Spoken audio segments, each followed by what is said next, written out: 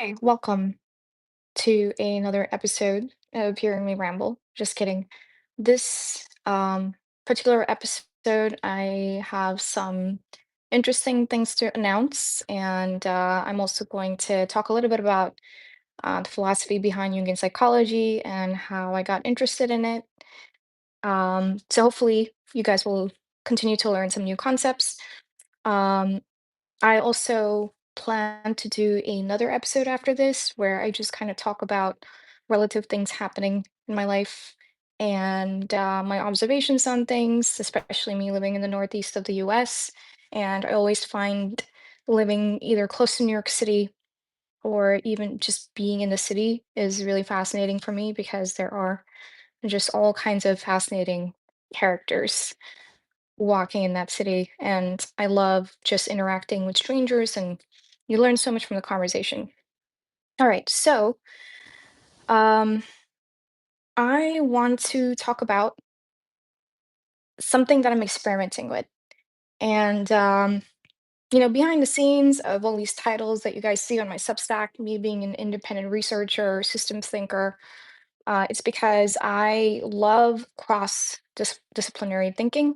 I think that there's real value to um, diving deep in different subject areas and finding overlaps and connections and right outputting something useful, and it's so fun to do that, personally for me.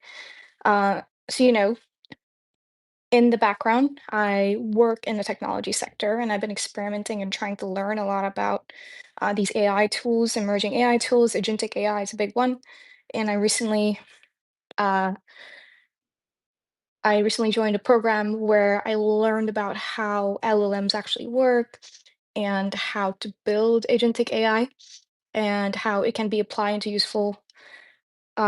into solving problems, into useful um, implementations, right? So I, as part of this coursework, ended up, because of my interest outside of tech, which is Jungian coaching, because personally, Jungian psychology has been a big part of my young adult life that helped me form a lot of my mental models about the world, helped me understand myself.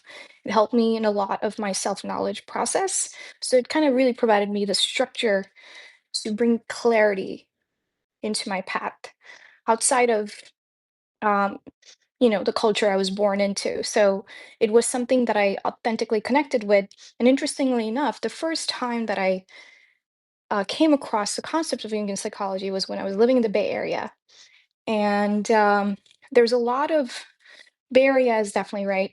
Everybody recognizes Bay Area is where Silicon Valley is, but it truly is also a place where there is a hub of self-development and growth, and a lot of people are exploring different philosophical structures.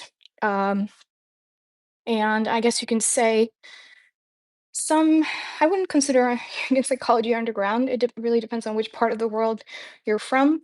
But a little bit of context: when we think about the word psychology, the first thing that comes to mind is Freud, right? Freud is considered the father of Western psychology. However, Jung was his successor, and he introduced a different angle um, to human psychology.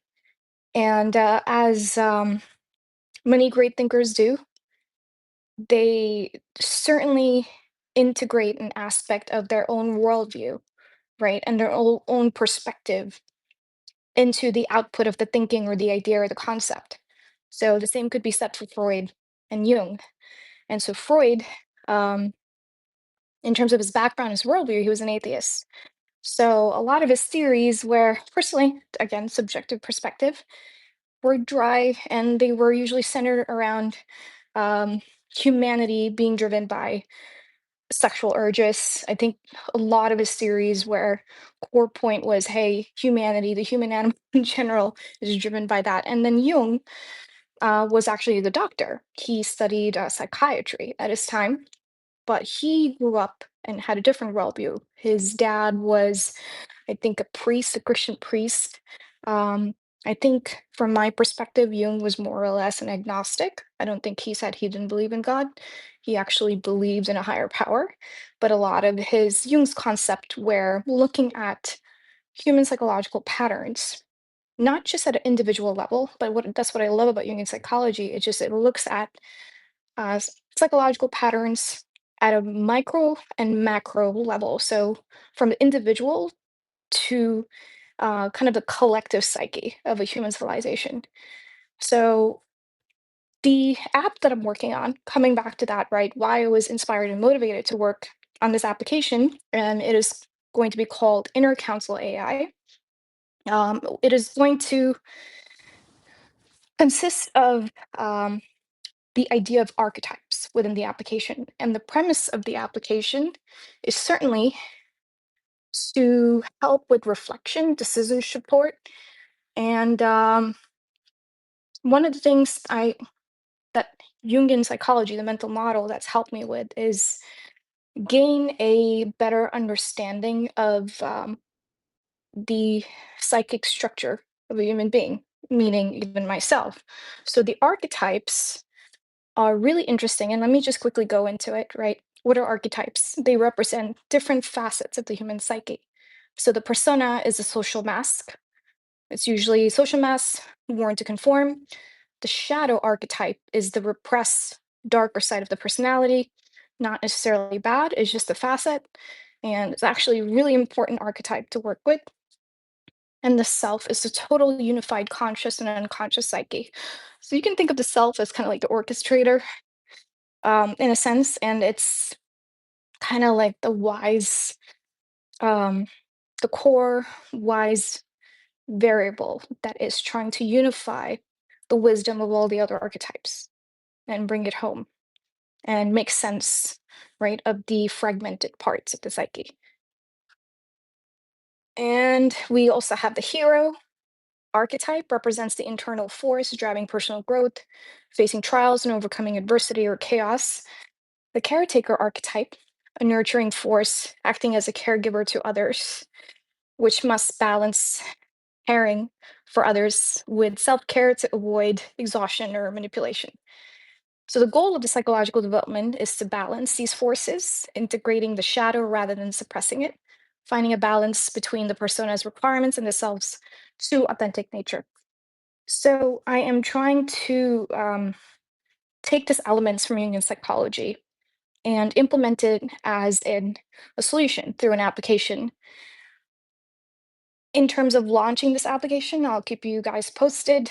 Um, I still have a lot of work to do on it, but this is a start. It's sort of a prototype right now that I'm building. So stay tuned on that. And I kind of wanted, just to make it interesting, since we're already talking about these concepts, do a little bit of deep dive. What is, to dissect this further, the significance of these archetypes. And I'm going to introduce another new term here called individuation. Um, so what is the significance, right, of understanding these five archetypes? And the reason I picked, there's actually thousands of archetypes.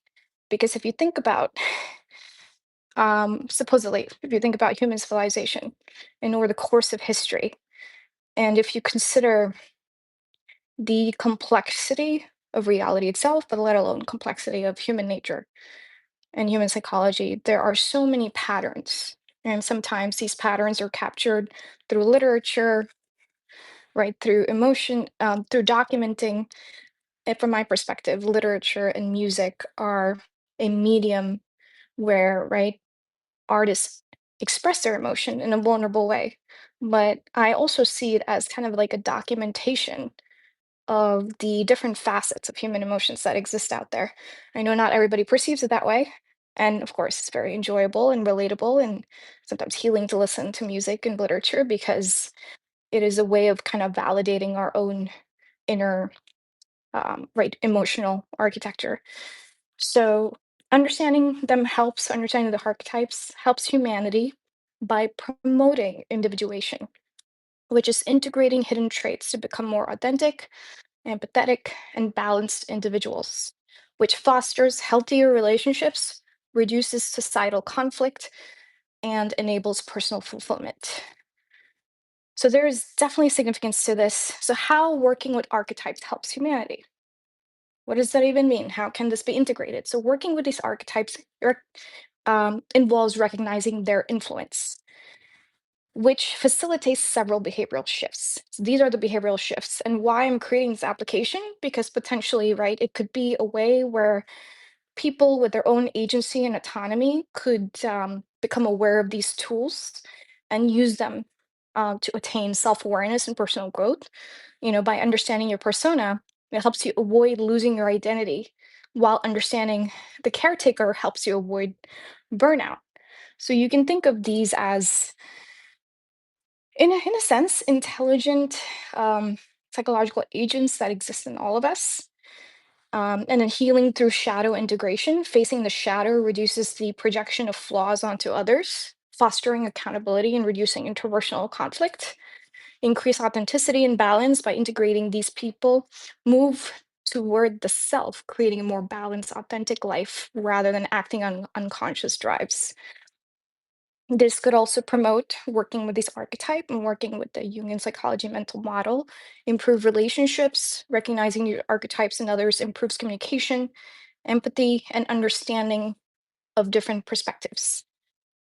Fostering heroism and compassion, actively engaging the hero archetype helps people overcome obstacles, while a balanced caretaker archetype sustains healthy communities and family systems.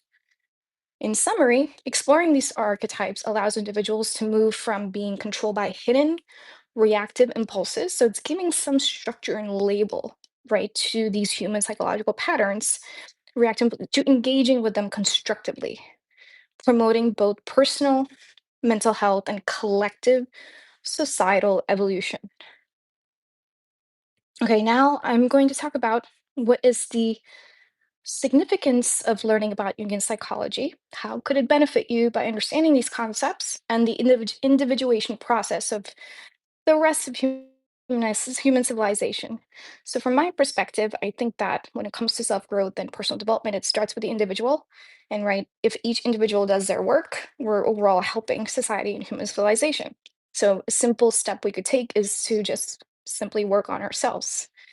So, what does it offer? Learning about human psychology process is significant for human civilization because it offers a pathway to psychological wholeness, social cohesion, and the conscious evolution of humanity. So, by fostering self awareness and integrating unconscious, often destructive aspects of the psyche, individuals can reduce projection, conflict, and mass mindedness, leading to more authentic living and a more empathetic society. So, you can even think about outside of this, religious structures actually provide, right, the formula to help a lot of us go through this process, recognize, help us hone in on reflection. If you think about, for example, under Catholicism, right, there's this process, there's this ritual of confession. What is the purpose of confession? Is to reflect on your current behaviors, and it's to promote some self-awareness and to process them and to come on the other side as a wiser person and make better decisions. So more or less, religion provides some of that structure, but Jungian psychology is sort of presenting a neutral, objective mental model to go through this process without making it religious. Here's the significance, right, of following this, of fostering global empathy and reducing conflict. Individuation involves shadow work. What does that mean? Shadow work is recognizing repressed negative aspects of oneself. Jung argued that when individuals fail to face their own shadow, they project it onto others, creating us versus them mentalities, which causes and has caused historically a lot of, well, World War One, World War Two. Understanding this helps reduce political polarization and also current wars happening, not to mention, and scapegoating, which are critical for survival of a diverse civilization, preventing mass mindedness and totalitarianism. Jung believed that individuated person is capable of holding their center against a totalitarian impulse of the state. In an era of mass media and conformity, learning about individuation encourages individuals to act as independent moral agents rather than blindly following collective trends. Solving the modern meaning crisis. Many modern individuals suffer from a feeling of aimlessness and existential void. Individuation is a process of discovering one's unique purpose and meaning in life, shifting focus from mere survival and ego expansion to inner growth and wholeness. Bridging culture, bridging cultural divides through shared archetypes, because archetypes are supposed to be universal, right? They're agnostic of what race, what culture, what religion. These are inherent, timeless, universal patterns that have occurred since the dawn of human civilization. And right, some of our scientists and researchers have documented these patterns that happen throughout the course of history, um, such as the hero. So, recognizing these universal patterns, archetypes across cultures, such as the hero, mother, or shadow, can build bridges promoting a sense of shared humanity rather than cultural division. Adapting to cultural transformation. The process of individuation is crucial for negotiating the vicissitudes of life, especially in changing times. It provides a framework for emotional resilience, allowing people to adapt to new realities without losing their authentic self. Encouraging ecological and social responsibility. By fostering a deeper connection to the self, the self is one of the archetypes. The inner core of personality, individuation leads to a less egocentric and more relational way of being, promoting care for the environment and social community. So ultimately, Jungian psychology teaches that the individual is the carrier of civilization. When individuals engage in the difficult work of integrating their conscious and unconscious minds, which can be achieved by working with these archetypes, they not only achieve personal fulfillment, but also contribute to more conscious, balanced, and sustainable human community. Okay, now you may or may not agree with some of the things I'm saying. Maybe some of these concepts um, are alien to you, but, and in this day and age, you have the ability to take some of the things I'm sharing and do your own research and dig into it. And that's exactly the purpose of some of these podcasts and informational videos that I'm doing is I'm, kind of part of that bandwagon of people that is exposing people to these new concepts. If you've never heard of it, maybe you have. Maybe you've heard about a version of this through another mental model, or maybe through in the Bible somewhere, or because these things are again, right, very kind of fundamental. And I would even consider these close to first principle. So, yes, absolutely. Feel free to do your own research, some of these concepts I'm talking about. And if you guys are curious about my Inner Council AI app, I will try to make progress on it. If you respond to my video and my content, it will motivate me and inspire me to actually launch the app. And again, the whole premise of the application, the objective of the application is to definitely one expose you to the Jungian psychology concepts, which I'm very passionate about. And I think it's these concepts and mental models will be useful for self-development and growth for anybody interested in going through them.